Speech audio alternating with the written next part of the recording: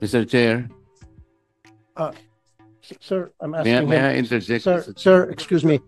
I want him to answer my question. Senator Rafi finish first. I want him to answer my question. Di ba ang pinag-uusapan natin dito, Mr. Chair, mga online game gambling operators? Senator Marcoleta, let's just clarify this. Kasi sila yung nagbigay ng pahintulot o lisensya sa mga e-wallet. Just Hindi. answer yes or no. Pinayagan nyo ba? Sandali po, hindi pa nasasagot muna yung tanong ko eh. But let us not naman fry people. Let me answer. Mr. Chair. Bakit nag-isa? Yeah. Senator Let me, Cayetano, then with your Senator permission, dahil ako Ontiveros. Senator Cayetano. Thank you, Mr. Chairman. Before I ask Pagcor, 2 or 3 points lang. Deputy Governor, can you clarify? Sabi niyo kanina kay Senator Marcoleta, may order na kayo na tanggalin yung links. Yes, Your Honor. So, hindi sumusunod sa inyo. Do you have GCash? Yes, Your Honor. I-open nyo yung GCash mo ngayon. Nandiyan pa huli yung link. We gave them 48 hours, So- Your Honor, to take down the links.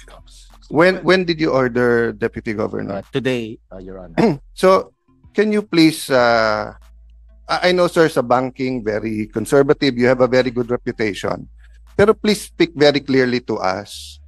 Diba? What you did on July 25, nag-circulate kayo ng proposal sa mga e-wallet at hinintay nyo pa yung kanilang reply.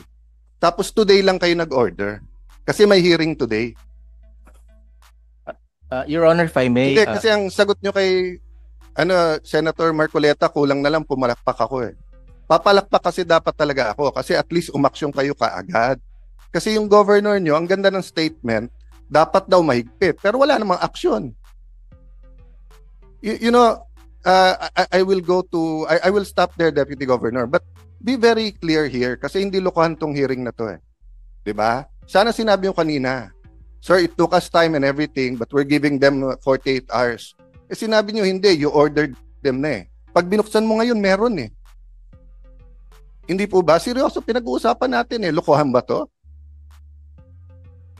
So please sir, di ba, konting pagiging forthright naman at konting tayo pag nag-uusap dito, di ba? Ang Pagcor mahirapan sumagot kasi trabaho nila magnegosyo ng ng gaming eh. That's why, di ba, we'll allow them to but you get my point, sir. Okay, so 48 hours makakaasa kami na tanggal na lahat. Yes, Your Honor. Why do they need 48 hours? Isn't that instant naman? DICT, pag sinabi ko today, tanggalin nyo yan, hindi kaya ng technical ng mga e-wallets yun? So balato muna, 2 more days? With the permission of our Secretary, Mr. Chair. Yes or no lang, sir? Yes, it can be done right away, Mr. Chair. So sir, why do we give them 48 hours pa kung sure naman kayo? So kung may mamatay ng 48 hours kasi nalulundon, okay lang sa atin o sayang kita? Your Honor, Hindi ko naintindihan eh kasi binigyan nyo since it's August 14 eh. Binigyan nyo since July 5. You know, if you call them into the room, you are the central bank eh. So I'm sorry, Mr. Chairman, I'm just talking in terms of from the Committee on Banks, di ba? I was briefed. Conservative, these are gentlemen, etc. But if you called everyone into the room on July 5 and everyone pumayag, the next day, July 26, wala. You come here in the day of the hearing, you know all of the cameras are here, representing the central bank, telling Senator Marcoleta, wala nang links, then nung tinignan ko meron, then we're giving them 48 hours na hindi naman nila kailangan ng 48 hours. Bakit po? Bakit tayo ganun? Your Honor, we gave them sufficient time for all of them to... Sir, the ICT just said now, they can do it instantly. Wala kayong technical people sa central bank? Kayo nagre-regulate ng e-wallets eh. Or sayang yung kita nung 2 days? Your Honor, it's because of that reason to give them time to take them down, lahat sila, and also to give adequate or prompt information to the public. So for Sir, number 1, July 25 pa yung memo nyo. at pumayag sila. So alam na nila, so naghahanda na sila. Oh, number 2, the public, sila nga ang biktima eh. Sila ang biktima. Why do they need to notice na kung gusto nilang sugal, they can do it otherwise, but they do not go to the link. Anyway, I'm taking up too much time, but sir, please, I look forward to working with you. I'm sorry, ikaw yung nandito in the Central Bank, pero Central Bank is one of the most respected institution na may political will dito. Ang monetary board is independent. So, pag sinabi yung decisive yung action, decisive tayo. Yeah. Sir, may I move to PAGCOR? First of all, may I start by thanking you na meron know your customer. Senator Cayetano, balikan ko lang po si BSP. Kailan mo magtatapos itong 48 hours? It starts from today. Kailangan po matatapos. Anong araw po yan? That's 2 days sa Saturday, Your Honor. Sa Saturday. So sa Saturday, ina-expect natin na committee na ito na wala ng games dyan sa e-wallet na yan. By end of Saturday. Sa Saturday. Opo. Anong oras po sa Saturday? Umaga, tanghali, gabi? 48 hours po, so we give them until the end of Saturday to remove it. End of the Saturday. So ibig sabihin, sige, pagbibigyan kita, Sunday morning, hindi ko na makita yung games sa mga e-wallets. Apo, wala na. Pag may nakikita po ako, i-contempt kita. Pwede po. Para malinaw po tayo, hindi yung, sabi nga ni Senator Cayetano, wag mo ninyo biro-biruin na komite na ito. We have a problem. We have a crisis. Hindi po ito basta-basta. We are facing crisis, Mr. BSP, sir. And when you say, Saturday po, huling oras na Saturday, sige, pagbibigyan kita hanggang Sunday. Pag Sunday morning, meron pa pong mga games sa mga e-wallet, sir, i-contempt ka namin. Yes, Your Honor. And we'll also take, we will sanction also the concerned BSP. Mr. Chairman, if I may, Mr. Chairman, if I may, just very short, Mr. Chairman. Right. Thank you, Mr. Chairman. I would respectfully object, Mr. Chairman, to that statements made by Central Bank in saying that they need time 48 hours to take it down, while we heard from ASEC Paraiso a while ago that they can do it right away. I just don't get it, Mr. Chairman. Forgive me, Your Honors, my dear colleagues. It is not acceptable yung answer bakit kailangan ng 48 hours. We wanted to protect the public eh. Namamatay na nga yung mga tao eh. Numbers don't lie. These facts, these reports, ang dami pang hindi nare-report, Mr. Chairman. Kausap ko lang yung isang governor sa isang probinsya dito sa Pilipinas. Sabi niya, halos araw-araw may nagpapakamatay dito, pare. Bakit di natin ma-stop? Again, Mr. Chairman, I'm really sorry. It is not acceptable yung binibigay na sagot kung bakit hindi natin mai sara ngayon kung kaya naman. Ngayon, if there's another answer, Mr. Chairman, that would convince this representation na bigyan pa rin ng 24 hours, sige ho, I will agree. But right now, the answers being given to us, Mr. Chairman, hindi ho acceptable. Sorry. Thank you. Thank you, Senator Villanueva. Yes. Sandali lang po, Mr. Chairman. We'd like to clarify the statement of the BSP representative because very important po yan. Is your statement is within 48 hours, you will ban the apps on the e-wallets or you will ban e-wallets to be utilized by these gambling operators? That's two different things, ha? Kasi yung apps, tanggal lang yan. Ibig sabihin, walang advertising. Pagpunta mo sa GCash, sa PayMaya, hindi na lalabas yun. Pero iba yan sa pinagbabawal nyo ng paggamit ng e-wallets sa pagbayad ditong gaming na ito.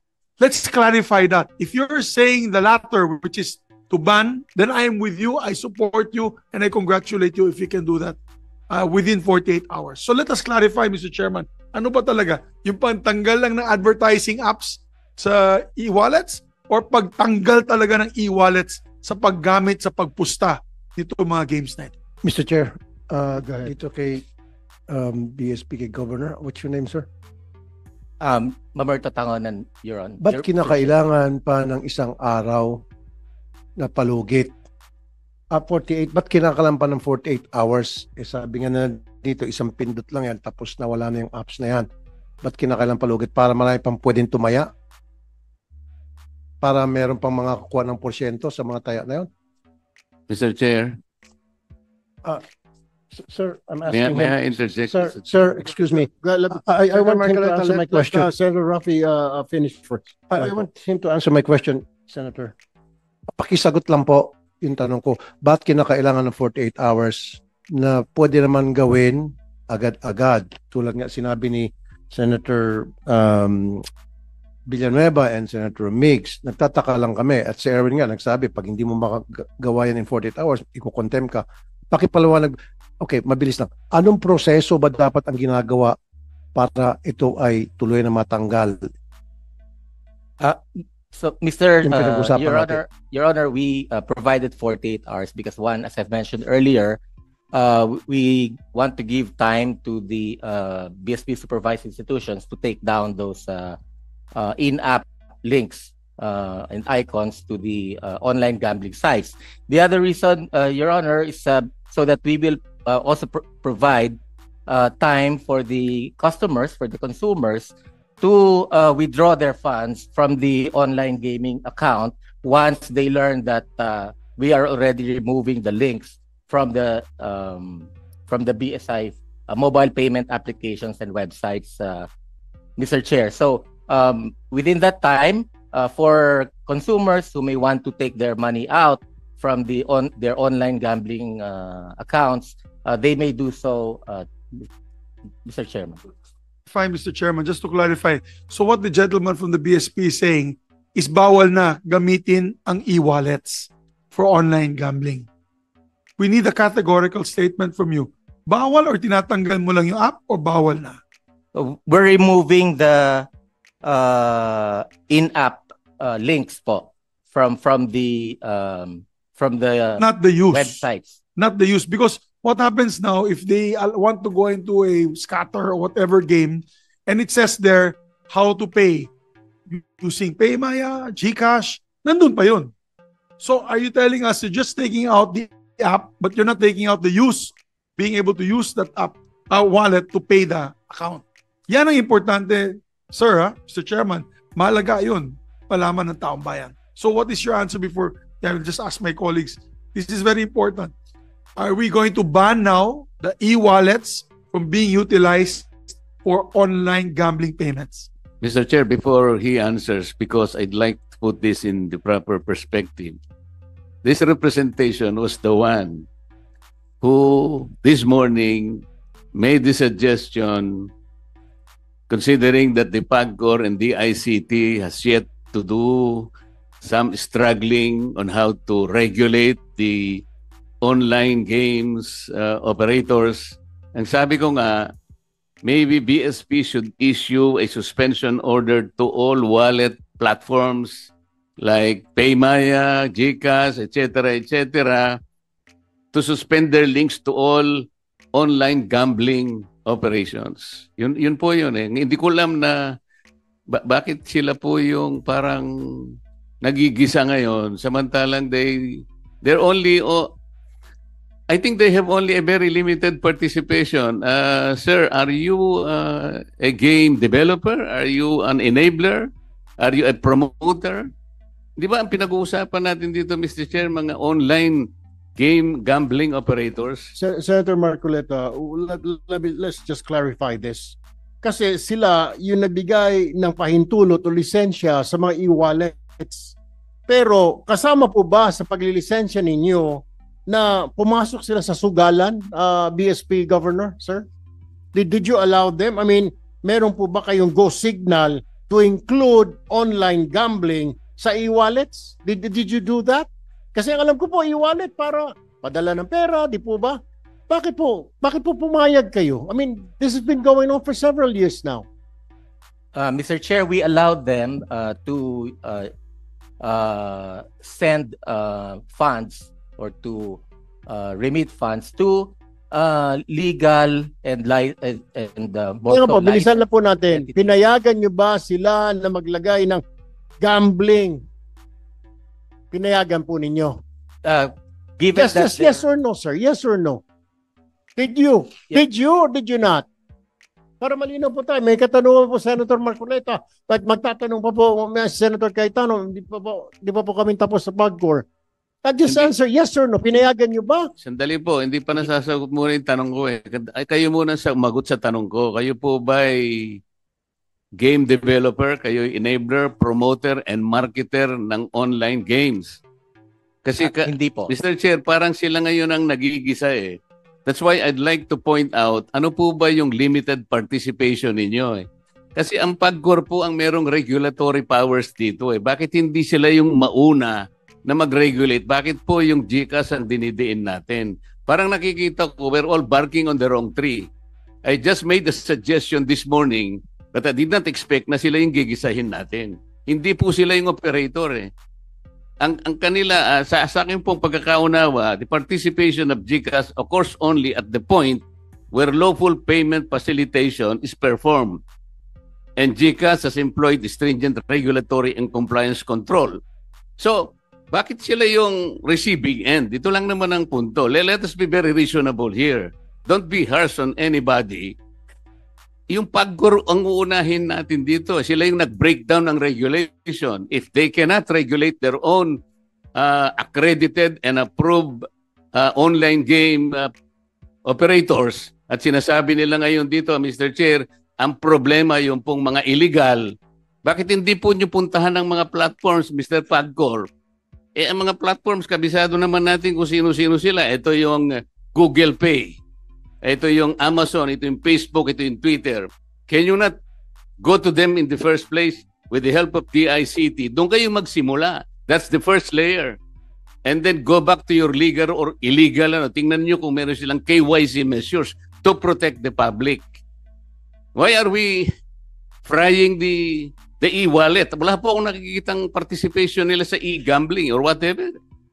Yes, but they are the conduit to But online for gambling. the Without- record, walang for the online, record, hindi I was the one who suggested. Hindi po pwedeng magtaya yung mga bata kung wala yun. Kaya nga po, ang sinasabi ko, i-suspend nila.